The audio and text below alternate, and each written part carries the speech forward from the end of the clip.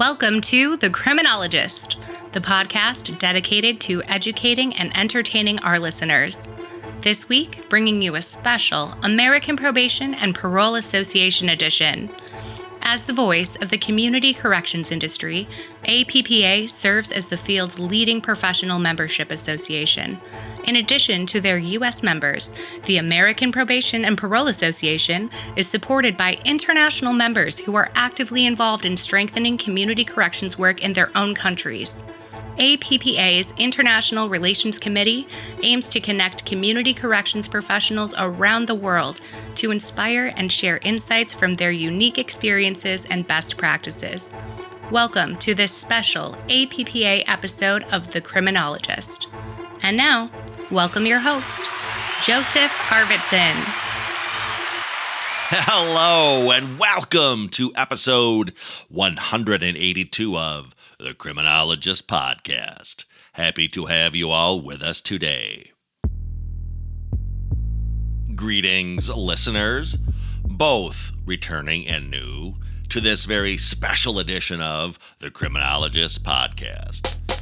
Today's episode holds a distinctive position in our series as we've once again collaborated with the American Probation and Parole Association, particularly their esteemed International Relations Committee, to bring you a conversation that bridges borders and transcends local jurisdictions. In the ever-evolving realm of criminal justice, we find a world where the crossroads of psychology, technology, and human rights are at the center stage. They push boundaries, invoke discussions, and challenge the traditional understanding of justice and equity. And today, we are poised at these crossroads. Our guest is Eva Ribbers, a public safety research scientist at Multi-Health Systems, or MHS, for those in the know. MHS is at the forefront of innovative scientific assessments and technical solutions that aim to improve public safety. But Eva is not just a scientist. With her feet firmly rooted in academia, she lectures and coordinates courses in criminology and criminal justice. And as if that isn't enough, she's also pursuing a PhD in experimental psychology and law at Simon Frasier University, backed by a prestigious SSHRC Doctoral Fellowship Award. Her narrative intertwines the dedication of a researcher with the passion of an educator and the drive of an advocate. This episode promises to be a rich tapestry of insights into the world of criminology, a deep dive into how technology and psychology are shaping our understanding of justice, and a reflection of the ever-evolving landscape of international criminal justice. A quick reminder for our audience: your engagement keeps our community vibrant. We encourage you to share your thoughts, reactions, and reflections on our social media platforms. Let's continue the discourse and inspire change together. As we delve into this special American Probation and Parole edition, I'd like to express our gratitude once again to the International Relations Committee for their invaluable collaboration. And now, with anticipation in the air, let's embark on our journey with Eva Ribbers, and I will see you all on the other side.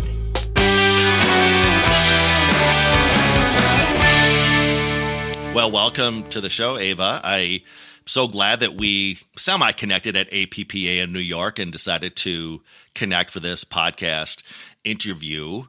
Tell us just a little bit about yourself, your journey. I know you've got an extensive background in both the practical application of safety measures, as far as, in addition rather to, an academic exploration in criminology. But how did your whole journey begin in this field, and what led up to where you're at today with your job at Multi-Health Systems? Thanks for having me. It's an honor. Yeah, I mean, if you would have asked me where I would have ended up, I don't think this is what I would have guessed. I was at that stage, I knew I wanted to go to university. I just didn't know what to do. So I did all the different types of tests you can do. And, journalism would pop up or law or psychology, but I didn't want to be a clinical psychologist. So I found this degree, which was a liberal arts and sciences degree, at a university college in the Netherlands, and it allowed me to do a little bit of everything. So I started off with some law courses because that's what people were telling me. You'd make a good lawyer. I was kind of missing the evaluation. Like, is this a just outcome? Have we accomplished what we wanted to accomplish? Has justice been served? So it was a good start, but it wasn't what I wanted. And eventually I took a course in psychology and law. And it really kind of, introduced me to that field of legal or applied psychology and the cognitive biases and to some extent infuriating stuff, but stuff that I had never thought about before. So that's kind of how I ended up in this area. If I would think about kind of what the passion is, I'd focus it as, I think it's that focus on justice or just outcomes, but then specifically fairness in decision making.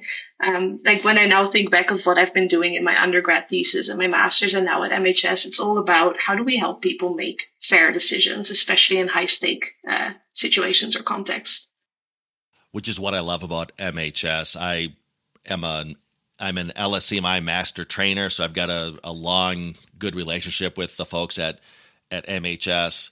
As a public safety research scientist there, can you maybe share how, and you alluded to this, how evidence-based assessments and technology solutions are really kind of, well, they have been changing the landscape and continue to do so, changing the landscape of public safety and criminal justice. And like you said, some of those really high profile decisions, for lack of a better term.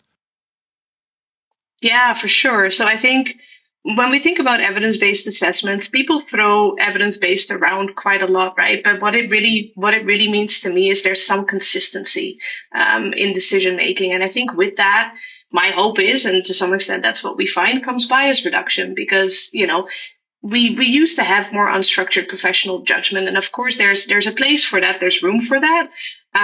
But we don't always get it right if we are going by stuff we've done in the past and we make little mental shortcuts. So I think the consistency of being able to think, okay, if we all do this the same way, then we can research whether we're getting it right. We can look at our outcomes.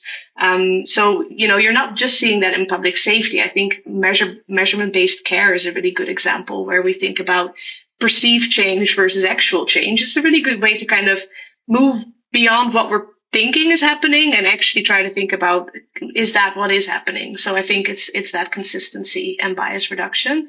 You asked about technology solutions, I think. That's twofold. I think there's time saving for practitioners for sure. So, of course I'm coming from the assessment area, but if you'd have to hand score those assessments, set reminders for 6 months later, remember kind of how you're supposed to score things. Like if I'm doing this, then I should be answering this question so and so. That can be automated for you. So that's quicker. But I think for clients, it could also be accessibility.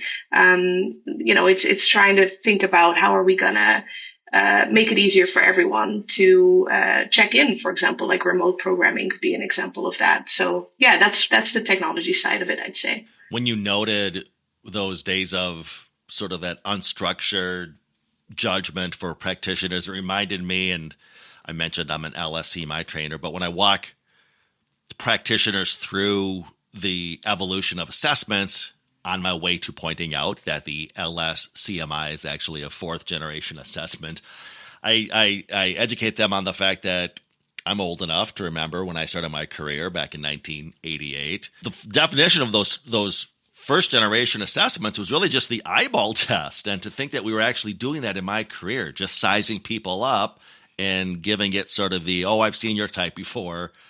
It's really frightening that we were making decisions about people's freedom and liberty and public safety just based on that unstructured assessment of an individual.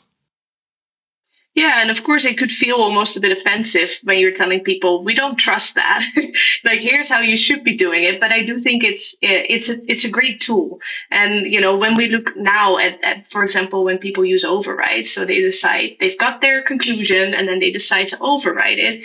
When you look into that, it actually causes imprecision, and it introduces bias. So it's not that people are on purpose doing these things, but we're helping them kind of step beyond that initial gut feeling, which I think is a great, development. Exactly. Yeah, I could not agree more. So in your teaching and your lecturing experience in higher education, what are some of the significant changes or maybe even trends that you have observed in the study of criminology and criminal justice? So I might already be a little dated here. I stopped teaching a little while ago, but I think the biggest thing, I think the shifting of the lens. This is something, of course, that in criminology people have thought about for a long time. Like, whose side are we on? I guess to some extent. But I think with that comes a switch. We used to study subjects, and now we're more and more thinking about studying with people. Like, what are your experiences? What are we learning from you? Getting out of that ivory tower to some extent. But I think with the shifting of the lens, that focus on those in positions of power, that whose side are we on question has kind of taken on a new dimension. I think we are acknowledging the political dimensions to criminalization more and more. We're thinking more and more of I feel like we're switching from surveying people to surveying the people in power a little bit. That's what you're seeing more and more. So that, with that comes increased kind of perhaps transparency. I don't know. Maybe it's a start. The other thing I noticed very much when I was teaching is internationalization. So, I was teaching in England, and if your degree courses are very, very, very focused on the local context, first of all, they might not be all that relevant to international students. And I do think we have more and more of that kind of internationalization of higher education. But the other thing is we are realizing more and more there's a lot to learn from other places. So, we have a lot in common. And I think we're learning more and more that sometimes we should be sharing experiences and seeing how they're different or the same. So, yeah, I'd say a shifting of the lens and a focus on internationalization would be the two big trends. Could not agree more as to the shift to, as you refer to it, that internationalization. Again, I know you and I were both just in New York City for the American Probation and Parole Association conference, and I serve on their international relations committee. We made an effort this year to bring in international folks such as yourself and really highlight that APPA isn't just for the Americans or for the Americans and the Canadians for that matter, but had some great European guests coming over. I think we had, I want to say 7 different nations represented this year. But that was one of my takeaways as well, was that internationalization really, I think, helps us sell the cause, for lack of a better term. In other words, hey kids, it's not just us in this little chunk of the world. They're doing this in Romania. They're doing this in Africa. They're doing this all over the world. And I think that really helps. Almost, when I think of it in terms of assessment, I almost think of that stage in assessment, for example, when we give the normative feedback to the client after we assess, because it sort of helps give them some perspective on where they're at by illustrating, well, this is the norm, and this is where you fall on the norm. And so again, sometimes when we look at our practices in our corner of the world, this is the norm. This is what they're doing around the world, and it almost gives us pause about what we're doing here in the States. I had some great conversations with, again, some of the Europeans who were pointing out some things we do here in the States that, yeah, we're not doing that in Europe. Why are you still doing A, B, and C? And I don't want to throw too much shade, but yeah, it helped coming from those other folks who are doing this, because again, it almost took on that sort of normative feedback aspect of this is where the rest of the world is going with this, and we need to get on board.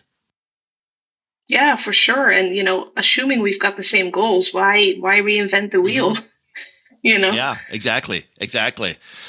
You talked a little bit about your diverse background educationally and vocationally, and how you artfully cobbled all of this together to carve out a niche for yourself. Your research, I know, covers topics ranging from legal psychology to international criminal justice, human rights, evidence admissibility even. Can you maybe share an example of a project or a study that you feel truly exemplifies the intersection of all of those different areas. Yeah, it's a lot, isn't it? I've been accused at times of being a bit of a jack of all trades and a master of none, and I kind of love it that way.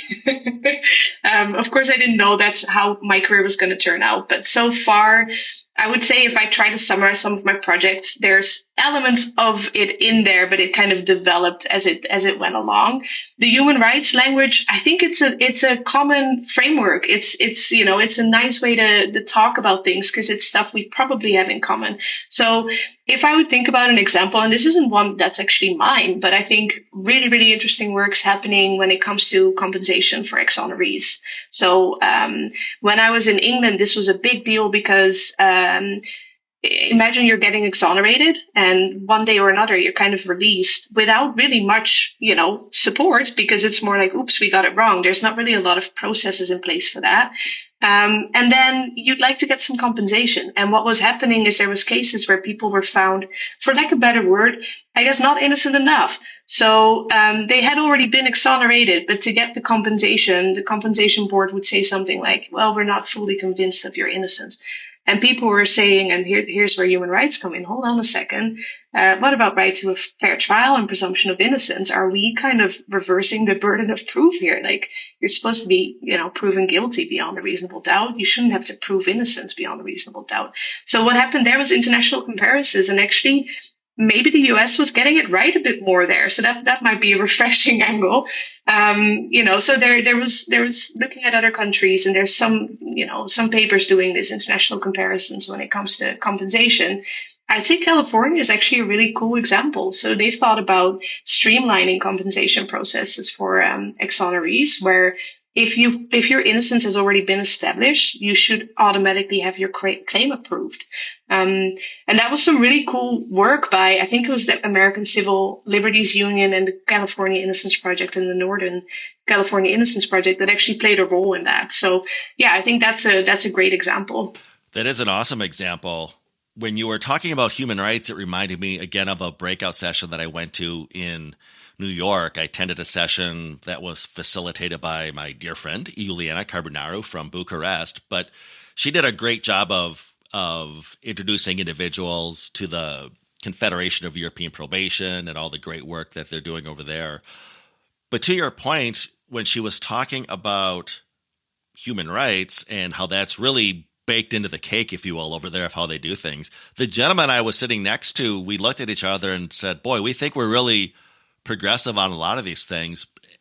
And each of us sort of had one of those, why haven't we thought of this before? If we just framed correctional reform within that broader lens of human rights, we'd get a lot more traction, or it's a different way to come at that problem that it just never dawned on us. So, but again, another great illustration of that internationalization. Yeah, we're going to steal that from you, CEP. That's, again, we haven't really looked at that.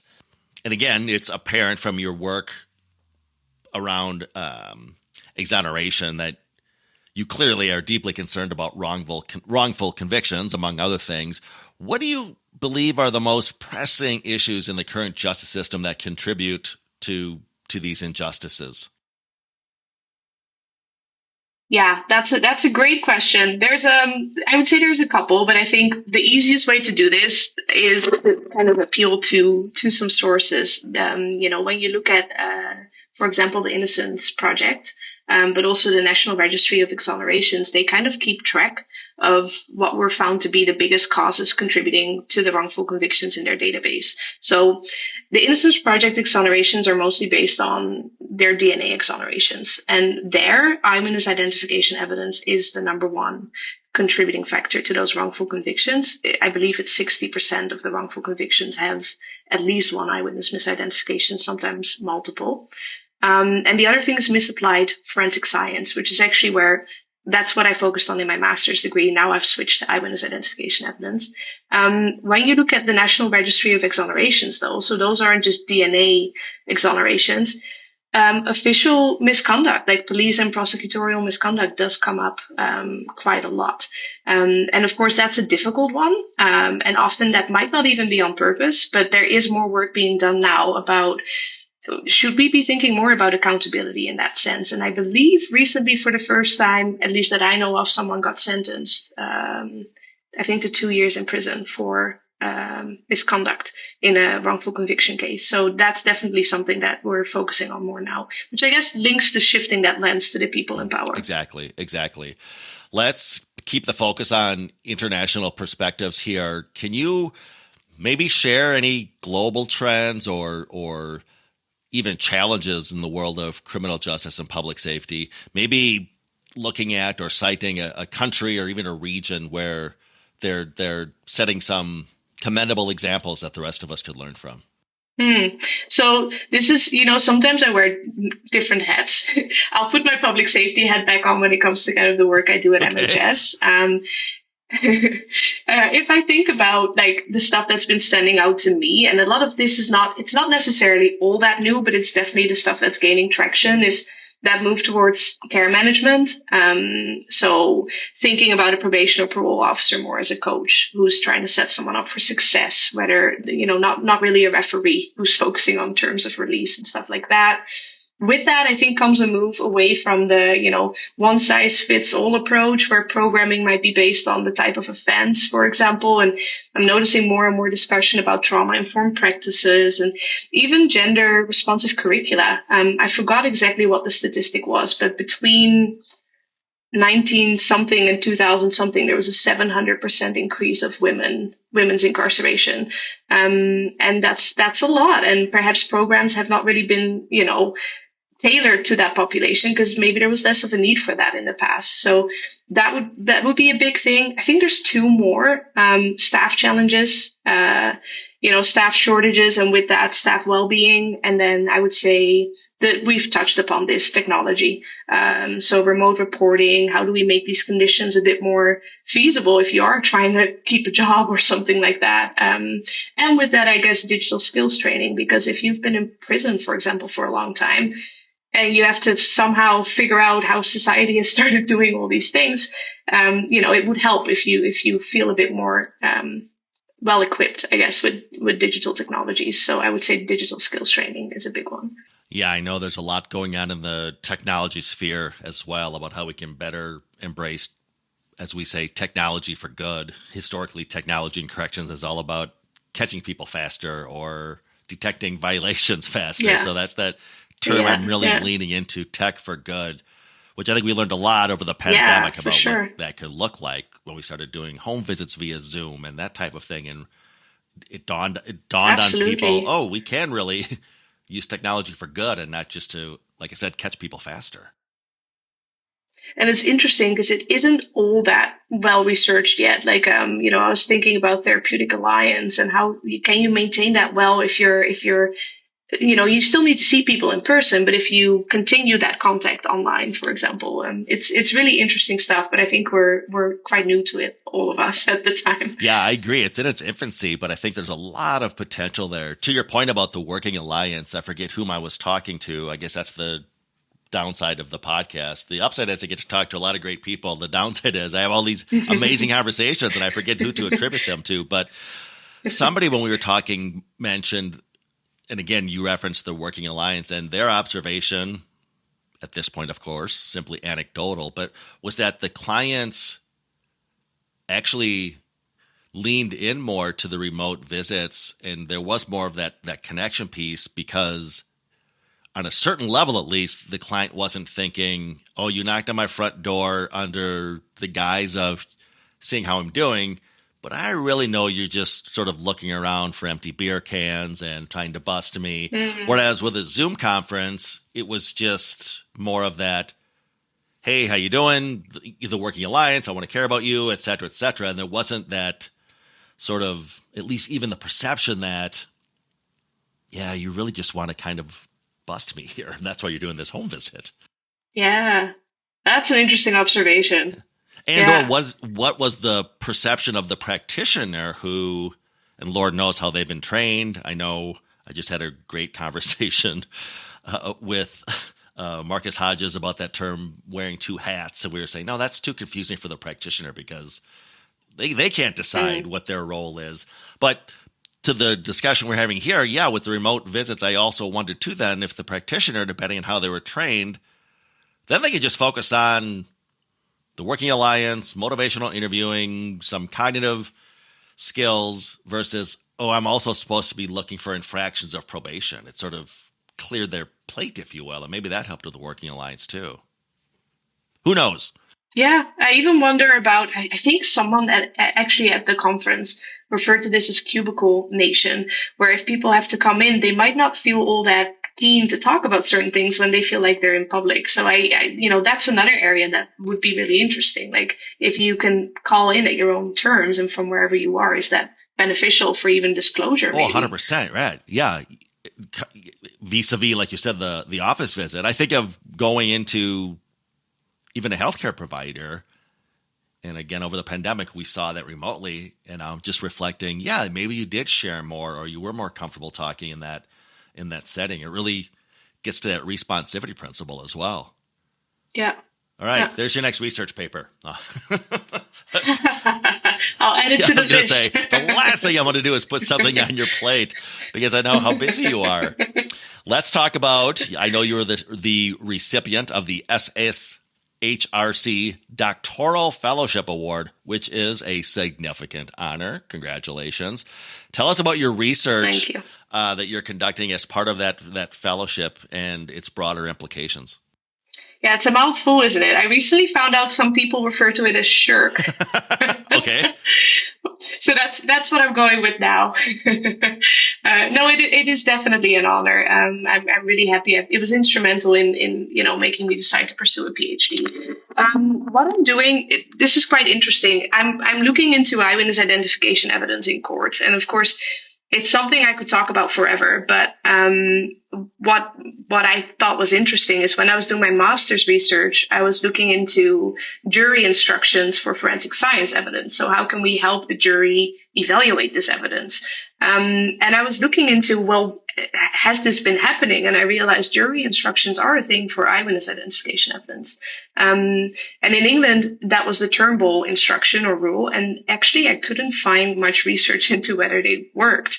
And I remembered emailing a professor being like, have we examined whether they work? And he's like, not that I know of. And actually, if they work, they're not perfect. And this blew my mind because here we have applied psychology. We have psychology, actually informing real life.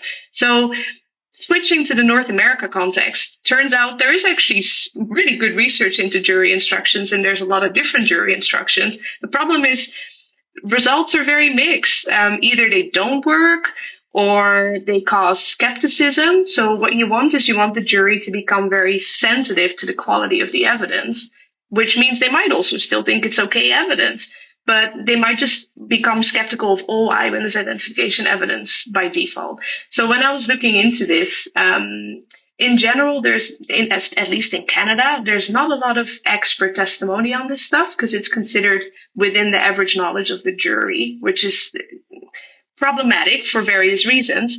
But then all you really have is either the judge as a gatekeeper who's deciding on admissibility, or the jury who needs some sort of instruction. So usually those are the two safeguards that people recommend. And I'm now looking into how well do they actually work? How do we help the judge be a good gatekeeper, or help them with admissibility? So yeah, that's the PhD topic. Yeah, that's fascinating. You're gonna have to come back on the show and keep us posted on that research. I'd love that. And speaking of your research and everything that you're juggling between academia and your professional responsibilities and everything else in your life, I'm always preaching self-care, and I could look for some advice here. What are some tips or tricks that you have to keep that healthy work-life balance? Yeah, that came with practice. I worked way too hard in England for a while there. I think I learned a couple of things. Actually, a lot of this I tried during the pandemic. I'm borrowing this one from kind of medical approaches, but I'd say triaging what things are absolutely urgent, what things might have to wait. And with that comes expectation management. So once I've triaged, I might tell people I will get to this, but I'll get to it next week. Something like that. But also knowing when to say no. I didn't like saying no initially. So I do a lot of no, I can't do that, but here's what I can do. And usually that works quite well. And surprisingly, no often works quite well too. And I every now and then thought, I can't believe I haven't done this sooner. For the stuff that you do end up doing, I'd say to-do lists. I have a separate to-do list for the PhD and for work. And I really write down the smallest little things on that to-do list just so that it doesn't take up brain space.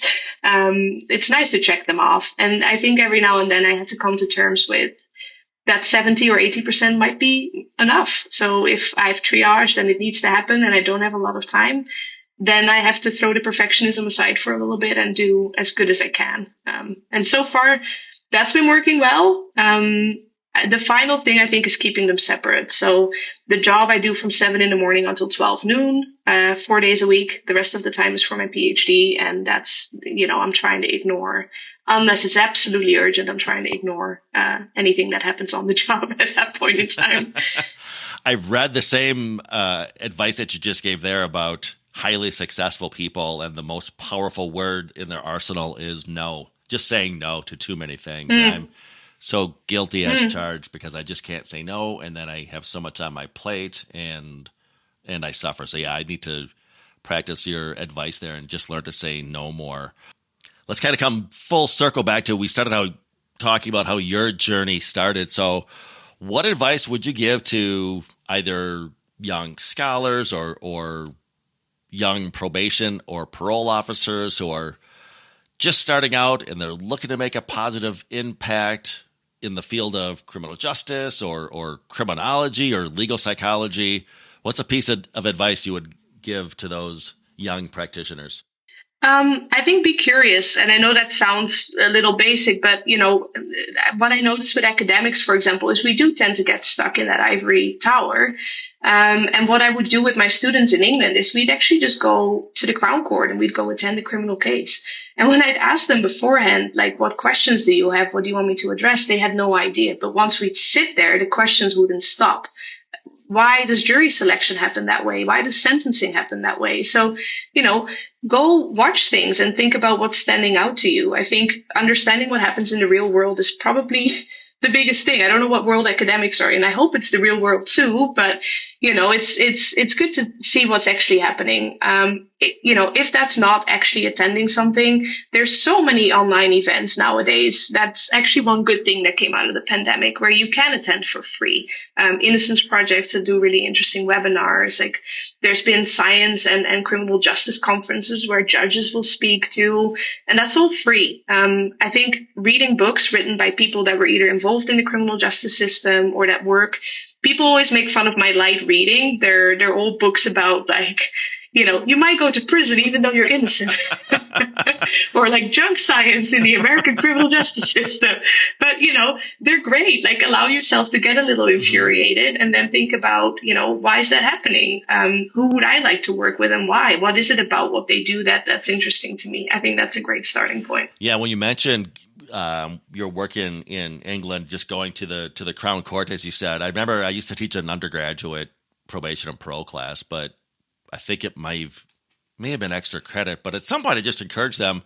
I would hand out the sentencing calendar for the local district courts and say, sit through a morning of sentencings and sit through an afternoon of probation violation hearings and breathe some life into the sort of X's and O's that I'm drawing on the chalkboard here about how this works, and contextualize it with real individuals. One of the things that really impressed me about APPA just this last year in New York is how they really leaned into the theme of leveraging the experiences of justice-involved individuals and those with lived experience, which for the longest time was, in my opinion, the missing link about everything we do. Why would you not want to hear those voices? And we're finally starting to get there. Yeah. Eva, look into your crystal ball. When I've got you on the show again in a year or 3 years or 5 years, what do you envision we may be talking about in your utopian future? In my utopian future or in the public safety utopian future? Well, if they're not the same, I guess. Either or. Yeah, I don't know. I think I'm hoping that I'm still working in, evidence-based practice in criminal justice. I think there's a lot to learn and a lot of work to do. Um, I would like to think that in 5 years, with the way we've been looking at things, we're getting maybe a little bit softer is not the right word, but I do think we're starting to understand that tough on crime and all these types of terms are not perhaps the best way to fix things. And, I understand that people struggle with that, but, like retribution is not our only aim. And if we want to rehabilitate and if we want to even prevent people from reoffending, which I'm assuming we can all get on board with, maybe we need to focus a little bit more on the pathways, that got people into that position in the first place and how we can help them.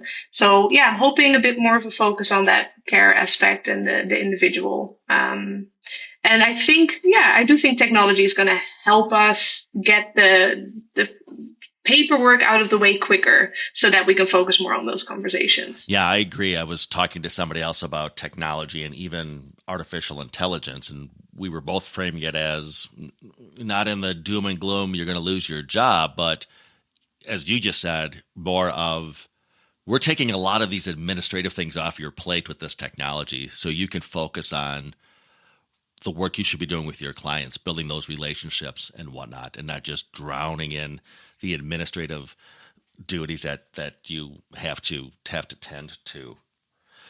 Eva Ribbers, thank you so much for joining the Criminologist Podcast all the way from Thank Canada. You for having me. And we look forward Canada. to having you back on the show in a year or two, particularly when you finish your PhD. I'd love to talk to you about that. Ooh, that might take a little longer. But yeah, for sure. Well, then we'll get you back on the installment plan. You can give us updates on the PhD as we go. How's that? All right. I can live with that. All right. Take care from Vancouver. We'll talk to you soon. Bye-bye. Bye. What a delightful conversation that was. One that will undoubtedly resonate with listeners for quite some time. Our discussion today took us through a gamut of insights, touching upon the deep-seated complexities of our criminal justice system and the ever-evolving dance of technology, psychology, and human rights within it. It is conversations like these that shine a light on the importance of continuous learning, questioning, and most importantly, collaboration in our shared journey towards justice. At this juncture, I would like to express our profound gratitude to the American Probation and Parole Association's International Relations Committee.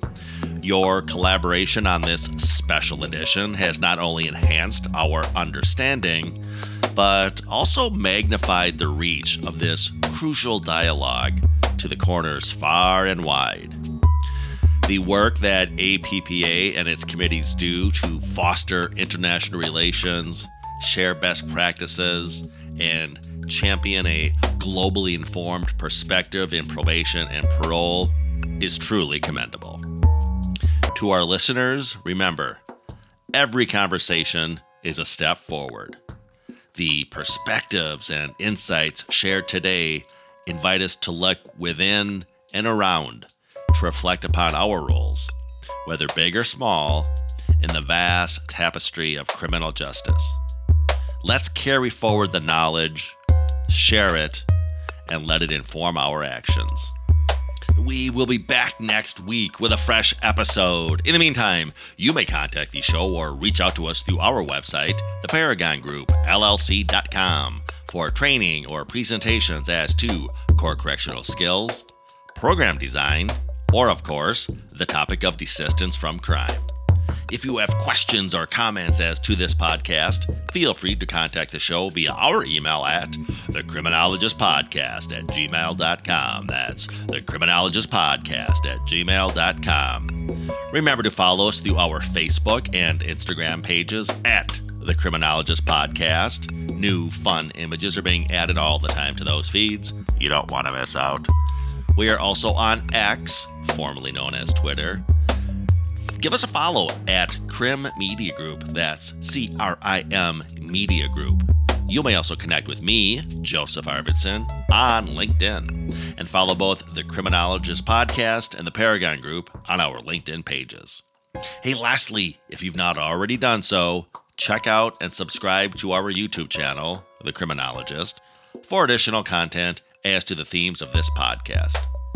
And if you believe in what we're doing on the podcast, if you're part of the movement, please spread the word, tell a friend or a coworker or a colleague about us. Ask them to subscribe to the podcast, and do so yourself if you've not already done so. And always remember, folks, there's no them, there's only us. I've been accused at times of being a bit of a jack of all trades and a master of none, and I kind of love it that way. This has been a special APPA edition of the Criminologist Podcast. Their international relations team looks forward to sharing the insights of other subject matter experts from around the world in future episodes. The Criminologist Podcast is a production of the Paragon Group, LLC.